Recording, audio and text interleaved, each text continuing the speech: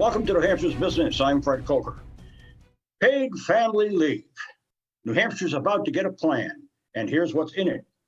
Birth of a child or caring for a newborn, newly adopted or fostered children, care for a spouse or child or parent with health condition, care for a spouse, child, or parent in military, and personal serious health condition not associated with work. And here's a quote from the governor's March 28th news release. The plan, which includes no income tax, provides participating employees in New Hampshire with 60% of their average weekly wage for up to 6 weeks per year for specified leaves of absence from the workplace. With me to describe this plan further and when it might start is DJ Betancourt, the Deputy Insurance Commissioner for the state of New Hampshire. DJ, welcome. Fred, so good to be with you. Thank you. This plan's voluntary and not required. What is the reasoning behind that?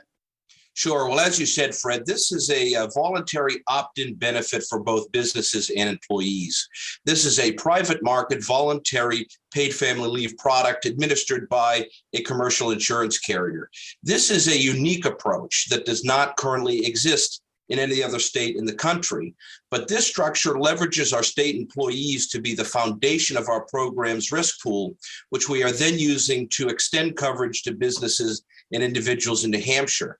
And the benefit of that, of course, is that it does not require an income tax or a mandatory payroll deduction to fund the program. Now, in contrast, our plan to other states, the other states have their programs as mandatory. And what that means is that those states are imposing a new tax to fund the benefit, and they're putting their state governments in the position of acting as an insurance company to administer the program. Policy leaders here simply felt that that wasn't the New Hampshire way. So Governor Sununu is taking an innovative free market approach with the goal of getting as many granite staters and their families access to medical leave coverage as possible, but ultimately leaving it to be the consumer's choice. So this program is available to anyone that wants it and not forced upon anyone who does it. And the program is set to launch January 1st of 2023. Okay. The governor and legislature obviously are on board. The governor, this was his idea. But there are a couple of bills in this session of the legislature, as you know, that want to repeal it. Any chance that could happen?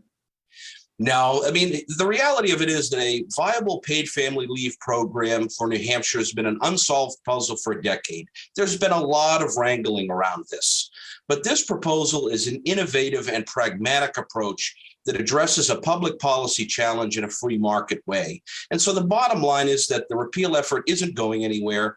We are confident that the state Senate is going to kill the bill, but if not, the governor will veto. So the program is going forward. It's an important program that provides a benefit, which has had bipartisan support in the past, without the need of a polarizing income tax. And look, as a former member of the House of Representatives myself, the current members of the legislature were and are my friends.